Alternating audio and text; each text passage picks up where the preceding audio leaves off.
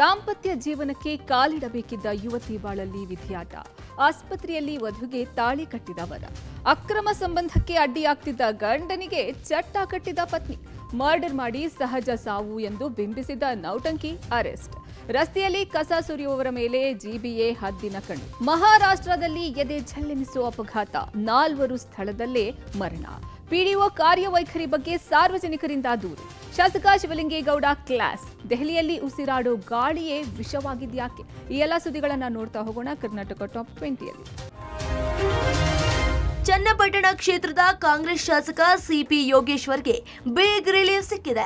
Mega city project ಪ್ರಕರಣದಲ್ಲಿ CP ಯೋಗೇಶ್ವರ್ಗೆ ಜನಪ್ರತಿನಿಧಿಗಳ ನ್ಯಾಯಾಲಯ ರಿಲೀಫ್ ಕೊಟ್ಟಿದೆ. ಯೋಗೇಶ್ವರ್ ಸೇರಿ 6 ಆರೋಪಿಗಳನ್ನ ಪ್ರಕರಣದಿಂದ ಕೋರ್ಟ್ ಖುಲಾಸೆ ಮಾಡಿದೆ. ಜನಪ್ರತಿನಿಧಿಗಳ ವಿಶೇಷ ನ್ಯಾಯಾಲಯದಲ್ಲಿ ವಿಚಾರಣೆ ನಡೆಸಿದ ನ್ಯಾಯಾಧೀಶರಾದ ಕೆಎನ್ ಶಿವಕುಮಾರ್ ತೀರ್ಪು ಪ್ರಕಟಿಸಿದ್ದಾರೆ. ಮೆಗಾ ಸಿಟಿ ಪ್ರಾಜೆಕ್ಟ್ ವಂಚನೆ ಆರೋಪದಲ್ಲಿ ಸಿಪಿ ಯೋಗೇಶ್ವರ್ ವಿರುದ್ಧ 6 ಪ್ರಕರಣಗಳು ದಾಖಲಾಗಿದ್ವು. ಈ ಹಿಂದೆ 3 ಕೇಸ್ಗಳಲ್ಲಿ ಯೋಗೇಶ್ವರ್ ಖುಲಾಸೆ ಆಗಿದ್ರು.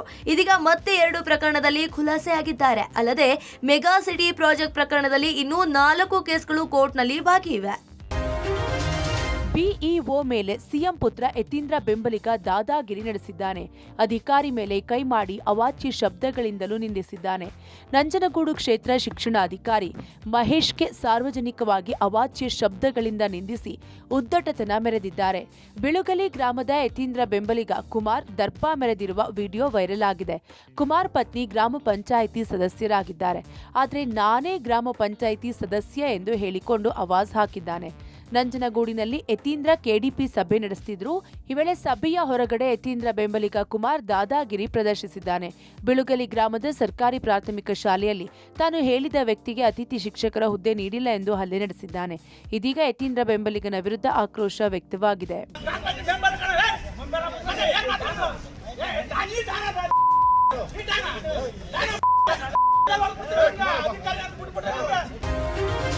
ಕೊಚ್ಚಿಯಲ್ಲಿ ಮನ ಕಲಕುವಂತಹ ಘಟನೆಯೊಂದು ನಡೆದಿದೆ. ಎಲ್ಲವೂ ನಿಗದಿಯಂತೆ ಆಗಿದ್ರೆ ಈ ಯುವಕ ಯುವತಿ ದಾಂಪತ್ಯ ಜೀವನಕ್ಕೆ ಕಾಲಿಡಬೇಕಿತ್ತು. ಆದರೆ ಮದುವೆ ದಿನವೇ ನಡೆದ ರಸ್ತೆ ಅಪಘಾತದಲ್ಲಿ ಗಂಭೀರವಾಗಿ ಗಾಯಗೊಂಡಿದ್ದ ವಧು ಆಸ್ಪತ್ರೆಗೆ ಸೇರಿದ್ಲು. ಇದ್ಯಾವುದಕ್ಕೂ ಆಘಾತಕ್ಕೊಳಗಾಗದ ತುಂಬೋಲಿ ಮೂಲದ ವರ ಆಸ್ಪತ್ರೆಯಲ್ಲೇ ವಧುವಿಗೆ ತಾಳಿ ಕಟ್ಟಿದ್ದಾನೆ. ಮುಹೂರ್ತದ ಪ್ರಕಾರ ಕೊಚ್ಚಿ ಆಸ್ಪತ್ರೆಯಲ್ಲಿ ಅವನಿ ಮತ್ತು ತುಂಬೋಲಿಯ ಶರೋನ್ ನಡುವೆ ಅಪರೂಪದ ವಿವಾಹ ನೆರವೇರಿದೆ.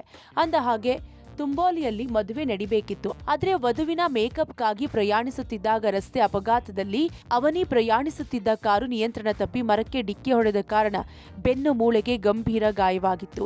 ಬಳಿಕ ಅವನಿಯನ್ನ ಆಸ್ಪತ್ರೆಗೆ ದಾಖಲಿಸಲಾಗಿತ್ತು. ಈ ವೇಳೆ ಆಸ್ಪತ್ರೆಗೆ ಭೇಟಿ ನೀಡಿದ ವರ ಹಾಗೂ ಕುಟುಂಬಸ್ಥರು ಆಸ್ಪತ್ರೆಯಲ್ಲೇ ತಾಳಿ ಕಟ್ಟುವ ಮೂಲಕ ಮದುವೆ ಕಾರ್ಯ ಮುಗಿಸಿದ್ದಾರೆ.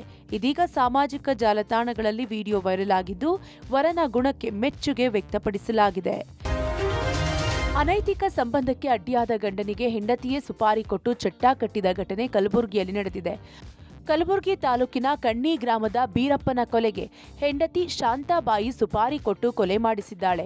ಕೊಲೆ ಬಳಿಕ ಸಹಜ ಸಾವಿನಂತೆ ಬಿಂಬಿಸಿ ಅಂತ್ಯ ಸಂಸ್ಕಾರವನ್ನು ನೆರವೇರಿಸಿದ್ದಾಳೆ. ಅಸಹಜ ಸಾವು ಅಂತ ಕುಟುಂಬಸ್ಥರಿಗೂ ನಂಬಿಸಿದ್ದಾಳೆ. ಅಂದ ಹಾಗೆ ಘಟನೆ ನಡೆದಿದ್ದು 7 ವರ್ಷಗಳ ಹಿಂದೆ. ಇದೀಗ ಕೊಲೆ ರಹಸ್ಯ ಭೇದಿಸಿರುವ ಪೊಲೀಸರು ಹಂತಕರಾದ ಶಾಂತಾಬಾಯಿ, ಮಹೇಶ್, ಸುರೇಶ್, ಸಿದ್ದು, ಶಂಕರ್ ಸೇರಿ 5 ಆರೋಪಿಗಳನ್ನ ಬಂಧಿಸಿದ್ದಾರೆ. ಸುಪಾರಿ ಕೊಟ್ಟು ಕೊಲೆ ಮಾಡಿಸಿದ ದುಡ್ಡಿನ ವಿಚಾರದ ವಿಡಿಯೋ ವೈರಲ್ ಆಗಿದ್ದು ಈ ಬೆನ್ನಲ್ಲೇ ಬೀರಪ್ಪ ಸಹೋದರ ದೂರು ದಾಖಲಿಸಿದ್ರು. ಪ್ರಕರಣ ದಾಖಲಿಸಿಕೊಂಡು ತನಿಖೆಗಿಳಿದ ಪೊಲೀಸರು 5ರನ್ನು ಹೆಡೆಮುರಿ ಕಟ್ಟುವಲ್ಲಿ ಯಶಸ್ವಿಯಾಗಿದ್ದಾರೆ. ಬೆಂಗಳೂರಿನಲ್ಲಿ ಎಲ್ಲಂದರಲ್ಲಿ ಕಸ ಸುರಿಯೋರಿಗೆ ದಂಡ ಹಾಕುವ ಮೂಲಕ ಜಿಬಿಎ ಪಾಠ ಕಲಿಸಲು ಮುಂದಾಗಿದೆ. ಹೀಗಾಗಿ ರಸ್ತೆಗಳಲ್ಲಿ ಕಸ ಸುರಿಯುವವರ ಮೇಲೆ ಹದ್ದಿನ ಕಣ್ಣಿಟ್ಟಿರುವ ಪಾಲಿಕೆ ಬೆಂಗಳೂರು ಕಸದ ಸಮಸ್ಯೆಗೆ ಮುಕ್ತಿ ನೀಡಲು ಮುಂದಾಗಿದೆ. ಈ ಹೊತ್ತಲ್ಲೇ ರಸ್ತೆಯ ಪಕ್ಕದಲ್ಲಿ ಕಸ ಸುರಿಯುತ್ತಿದ್ದವರಿಗೆ ಸಾರ್ವಜನಿಕರು ಛೀಮಾರಿ ಹಾಕಿದ ಘಟನೆ ನೆಲಮಂಗಲದ ಡಾಬಾಸ್ಪೇಟೆಯಲ್ಲಿ ನಡೆದಿದೆ. ರಾಷ್ಟ್ರೀಯ ಹೆದ್ದಾರಿ ಪಕ್ಕದಲ್ಲಿ ಕಸ ಸುರಿದಿದ್ದ ಬೇಕರಿ ಮಾಲೀಕನನ್ನ ಸಾರ್ವಜನಿಕರು ತರಾಟೆಗೆ ತೆಗೆದುಕೊಂಡಿದ್ದಾರೆ.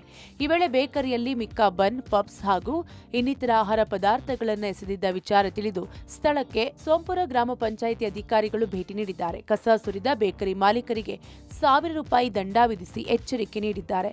ಅಲ್ಲದೆ ಕಸ ಸುರಿದವರ ಫೋಟೋ ಸಹಿತ ದೂರು ಕೊಟ್ಟರೆ ಬಹುಮಾನ ಕೊಡುವುದಾಗಿ ಪಂಚಾಯಿತಿ ಸಿಬ್ಬಂದಿ ಘೋಷಣೆ ಮಾಡಿದ್ದಾರೆ. ದೆಹಲಿಯ ಕೆಂಪುಕೋಟೆ ಬಳಿ ನಡೆದ ಕಾರು ಸ್ಫೋಟ ಪ್ರಕರಣದಲ್ಲಿ ದಿನಕ್ಕೊಂದು ಬೆಳವಣಿಗೆ ಆಗ್ತಿದೆ.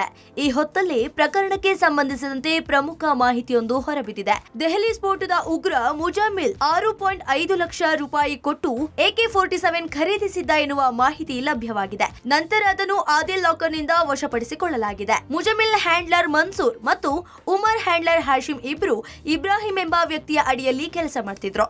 2022ರಲ್ಲಿ ಮುಜಾಮಿಲ್, ಆದಿಲ್ ಮತ್ತು ಮುಜಫರ್ ಒಕಾಸಾ ಸೂಚನೆಯ ಮೇರೆಗೆ ಟರ್ಕಿಗೆ ಪ್ರಯಾಣ ಬೆಳೆಸಿದ್ರು. ಅಲ್ಲಿ ಅವರು ಅಫ್ಘಾನಿಸ್ತಾನಕ್ಕೆ ಕಳುಹಿಸುವ ವ್ಯಕ್ತಿಯನ್ನ ಭೇಟಿಯಾಗಬೇಕಿತ್ತು. ಆದ್ರೆ 5 ಅಥವಾ 6 ದಿನಗಳ ನಂತರ ಅವರನ್ನ ಕಳುಹಿಸಲು ಸಾಧ್ಯವಿಲ್ಲ ಎಂದು ಹೇಳಿ ನಿರಾಕರಿಸಿದ್ರು.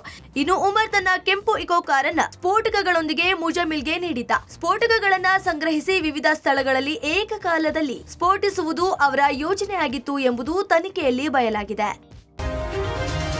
ಮಹಾರಾಷ್ಟ್ರದ ಅಂಬರ್ನಾಥ್ ಫ್ಲೈಓವರ್ ಮೇಲೆ ಎದೆ ಜಲ್ಲೆನಿಸುವ ಭೀಕರ ಅಪಘಾತವೊಂದು ಸಂಭವಿಸಿದೆ. ಟಾಟಾ ನೆಕ್ಸಾನ್ ಕಾರು ಇದ್ದಕ್ಕಿದ್ದಂತೆ ನಿಯಂತ್ರಣ ತಪ್ಪಿ ವಿರುದ್ಧ ದಿಕ್ಕಿನಿಂದ ಬರುತ್ತಿದ್ದ ಹಲವಾರು ಬೈಕ್ಗಳಿಗೆ ಡಿಕ್ಕಿ ಹೊಡೆದಿದೆ. ಡಿಕ್ಕಿ ರಭಸಕ್ಕೆ ಕಾರು ಚಾಲಕ ಸೇರಿದಂತೆ 4 ಸ್ಥಳದಲ್ಲಿ ಸಾವನ್ನಪ್ಪಿದ್ದಾರೆ. ಅಪಘಾತದಲ್ಲಿ ಇನ್ನೂ 4 ಗಂಭೀರವಾಗಿ ಗಾಯಗೊಂಡಿದ್ದು ಆಸ್ಪತ್ರೆಗೆ ದಾಖಲಿಸಲಾಗಿದೆ. ಕಾರಿನಲ್ಲಿ ಪ್ರಯಾಣಿಸುತ್ತಿದ್ದಾಗ ಚಾಲಕನಿಗೆ ಹಠಾತ್ ಹೃದಯಾಘಾತವೇ ಅಪಘಾತಕ್ಕೆ ಕಾರಣ ಎನ್ನಲಾಗಿದೆ. ಅಲ್ಲದೆ ಅಪಘಾತದ ಭೀಕರತೆಗೆ ಫ್ಲೈಓವರ್ನಿಂದ ದೇಹವೊಂದು ಕೆಳಗೆ ಬಿದ್ದಿದೆ. ಸಿಸಿಟಿವಿಯಲ್ಲಿ ಅಪಘಾತದ ದೃಶ್ಯ ಸೆರೆಯಾಗಿದ್ದು ಸಾಮಾಜಿಕ ಜಾಲತಾಣದಲ್ಲಿ ವೈರಲ್ ಆಗಿದೆ.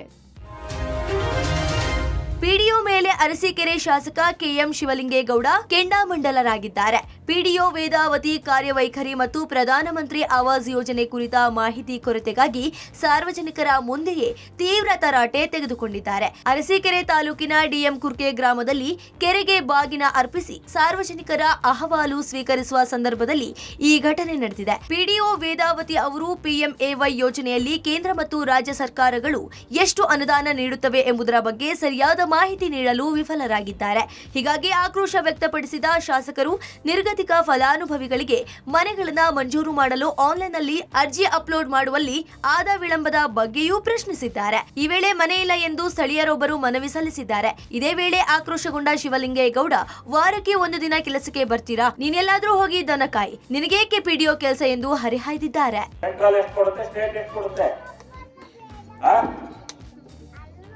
ನೀನ್ ಹೋಗೆಲ್ಲ ದನ ಕಾಯಿ, ನಿನ್ಗೆ ಪಿಡಿಒ ಕೆಲಸ, ನೀನ್ ಹೋಗಿ ದನ ಕಾಯಕ್ ಯಾಕೆ ಪಿಡಿಒ ಅಂತ ಎಷ್ಟು ಪರ್ಸೆಂಟ್ ಕೊಡ್ತಾರೆ ಅಂತ ಗೊತ್ತಿಲ್ಲ ನಿಮ್ಗೆ. ಹೇಳಿದ್ರು ರಾಷ್ಟ್ರ ರಾಜಧಾನಿ ದಿನೇ ದಿನೇ ಗ್ಯಾಸ್ ಚೇಂಬರ್ ಆಗಿ ಬದಲಾಗ್ತಿದೆ. ಅದರಂತೆ ದೆಹಲಿ ವಾಯು ಗುಣಮಟ್ಟ ಮತ್ತಷ್ಟು ಕಳಪೆಯಾಗಿದೆ. ಹೀಗಾಗಿ ರಾಜಧಾನಿಗೆ ವಿಷಕಾರಿ ಗಾಳಿಯಿಂದ ಸದ್ಯಕ್ಕೆ ಮುಕ್ತಿ ಸಿಗುವ ಲಕ್ಷಣ ಇಲ್ಲ ಎಂದು ಕೇಂದ್ರ ಮಾಲಿನ್ಯ ನಿಯಂತ್ರಣ ಮಂಡಳಿ ವರದಿ ಮಾಡಿದೆ. ನಿನ್ನೆಷ್ಟೇ 373ರಷ್ಟಿದ್ದ ವಾಯು ಗುಣಮಟ್ಟ ಇವತ್ತು 360ಕ್ಕೆ ತಲುಪಿದೆ. ದೆಹಲಿಯಲ್ಲಿ ಕನಿಷ್ಠ ತಾಪಮಾನ 11.8 ಡಿಗ್ರಿ ಸೆಲ್ಸಿಯಸ್ ದಾಖಲಾಗಿದೆ ಎಂದು ಭಾರತೀಯ ಹವಾಮಾನ ಇಲಾಖೆ ತಿಳಿಸಿದೆ. ಗರಿಷ್ಠ ತಾಪಮಾನ 28.2 ಡಿಗ್ರಿ ಸೆಲ್ಸಿಯಸ್ ತಲುಪುವ ಸಾಧ್ಯತೆ ಇದೆ. ಈಗಾಗಲೇ ದೆಹಲಿ ಸರ್ಕಾರಿ ಶಾಲೆಗಳು ಹೊರಾಂಗಣ ಚಟುವಟಿಕೆಗಳು ಹಾಗೂ ಕ್ರೀಡೆಗಳನ್ನು ಸ್ಥಗಿತಗೊಳಿಸುವಂತೆ ಆದೇಶಿಸಿದೆ. ದೆಹಲಿಯಲ್ಲಿ ಪ್ರಸ್ತುತ ಗಾಳಿಯ ಗುಣಮಟ್ಟವು ಮಕ್ಕಳಿಗೆ ಗಮನಾರ್ಹ ಆರೋಗ್ಯ ಅಪಾಯ ಮಾಡಿದೆ. ಹೀಗಾಗಿ ಎಲ್ಲಾ ವಿಶ್ವವಿದ್ಯಾಲಯಗಳು, ಕಾಲೇಜುಗಳು ಮತ್ತು ಮಾನ್ಯತೆ ಪಡೆದ ಕ್ರೀಡಾ ಸಂಘಗಳಿಗೆ ಸಲಹೆ ನೀಡಿದೆ. ಇತ್ತೀಚೆಗೆ ಹಠಾತ್ ಹೃದಯಾಘಾತದಿಂದ ಸಾವನ್ನಪ್ಪುವವರ ಸಂಖ್ಯೆ ಹೆಚ್ಚಾಗ್ತಿದೆ. ಮಂಡ್ಯದ ಹಲಗೂರು ಪಟ್ಟಣದಲ್ಲೂ ಅಂತಹದ್ದೇ ಘಟನೆ ನಡೆದಿದೆ. ಪಾಯಿಂಟ್ ತರಲು ಹೋದ ವ್ಯಕ್ತಿ ಹೃದಯಾಘಾತಕ್ಕೆ ಬಲಿಯಾದ ಘಟನೆ ಮಂಡ್ಯ ಜಿಲ್ಲೆ ಮಳವಳ್ಳಿ ತಾಲೂಕಿನ ಹಲಗೂರಲ್ಲಿ ನಡೆದಿದೆ. ಹುಲ್ಲಾಗಾಲ ಗ್ರಾಮದ ಈರಣ್ಣಯ್ಯ ಹೃದಯಾಘಾತಕ್ಕೆ ಬಲಿಯಾಗಿದ್ದಾರೆ. ಹಲಗೂರಿನ ಪೈಂಟ್ ಅಂಗಡಿಯೊಂದಕ್ಕೆ ಬಣ್ಣ ತರಲು ತೆರಳಿದ್ರು. ಈ ವೇಳೆ ಏಕಾಏಕಿ ನಿಂತಲ್ಲೇ ಕುಸಿದು ಬಿದ್ದಿದ್ದಾರೆ. ಅಂಗಡಿ ಮಾಲೀಕ ಮೇಲೆತ್ತುವಷ್ಟರಲ್ಲಿ ಈರಣ್ಣಯ್ಯ ಸ್ಥಳದಲ್ಲೇ ಸಾವನ್ನಪ್ಪಿದ್ದಾರೆ. ಹೃದಯಾಘಾತದಿಂದ ಈರಣ್ಣಯ್ಯ ಕೆಳಗೆ ಬೀಳುವ ದೃಶ್ಯ ಸಿಸಿಟಿವಿಯಲ್ಲಿ ಸೆರೆಯಾಗಿದೆ.